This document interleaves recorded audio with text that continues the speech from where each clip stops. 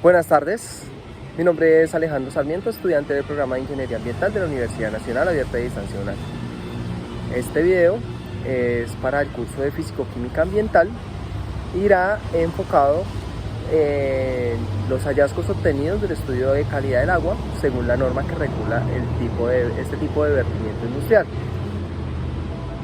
Recordemos que la norma de vertimientos y reuso de aguas residuales es la resolución número 0631 del 2015, reglamenta el artículo 28 del decreto 3930 de 2010 y actualiza el decreto 1594 de 1984, vigente desde hace 30 años, respondiendo a una nueva realidad urbana, industrial y ambiental del país.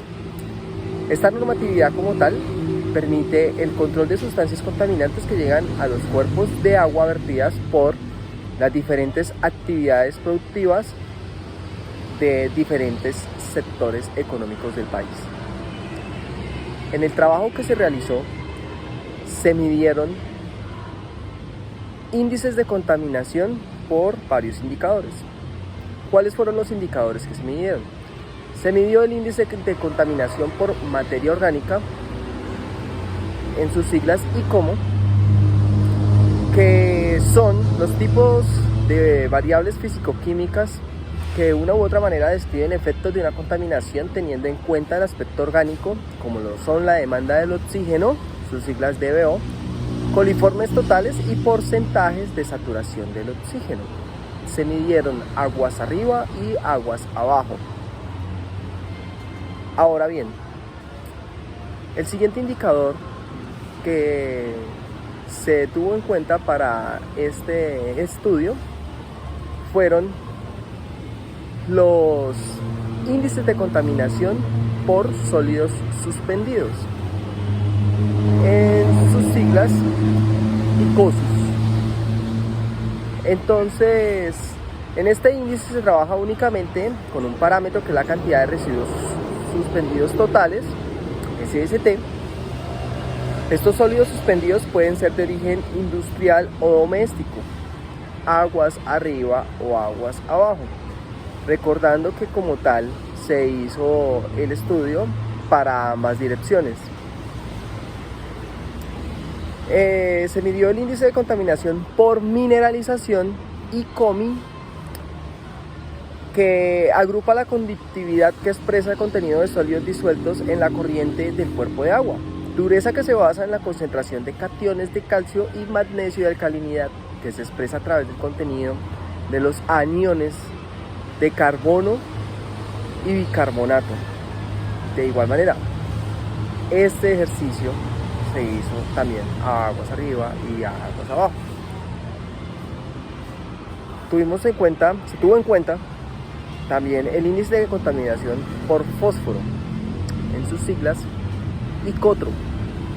Se fundamenta en la concentración de fósforo disuelto de acuerdo a la oligotrofía, que debe ser menor de 0.01, la mesotrofía, que entre sus rasgos están de 0.01 al 0.02, la eutrofía del 0.02 a 1.0 y la hiperetrofía, que es mayor a 1, aguas arriba y aguas abajo, el ICOSUS, como lo acabo de decir.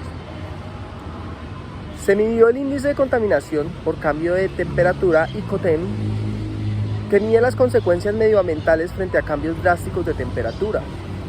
Este es otro aspecto que afecta el cambio con respecto a otros índices, teniendo en cuenta que la solubilidad de muchas especies químicas dependen de su temperatura. Si la temperatura es menor a 2.5 grados, entonces el valor del ICOTEM es 0. Y si la diferencia de la temperatura es mayor a 15 grados centígrados, entonces el valor del ICOTEM es igual a 1. También tuvimos en cuenta índices de contaminación por el pH, en sus siglas ICOPH. Indica que tanto se ve afectado un cuerpo de agua cuando hay una diferencia determinada por un pH con respecto a la neutralidad del pH teniendo en cuenta que la tabla de pH, el indicador que es el admitido es el 7, que es más o menos el permitido, el rango de variación natural promedio de 2 unidades. Esto señala que aproximadamente un pH entre 6 y 8, tomando como base el pH 7, es una condición perfectamente natural de las aguas. Entonces, se hicieron los diferentes análisis, se sacaron las diferentes ecuaciones y los diferentes datos obtenidos de la contaminación se agruparon en un cálculo de indicadores, tanto aguas arriba como aguas abajo, que a su vez fueron plasmados en una gráfica comparativa a partir de todos los índices de contaminación que nos arrojaron nuestros datos de estudio. Para concluir este trabajo, con todas las ecuaciones que se presentan en el trabajo final, claramente se nota la diferencia en el incremento de la contaminación debido a que los vertimientos,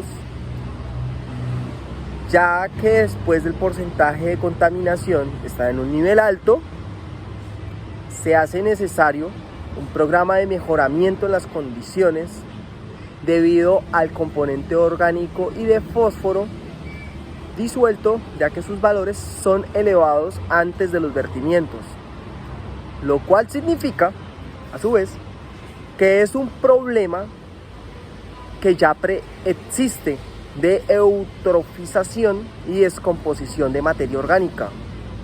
Con respecto a los vertimientos,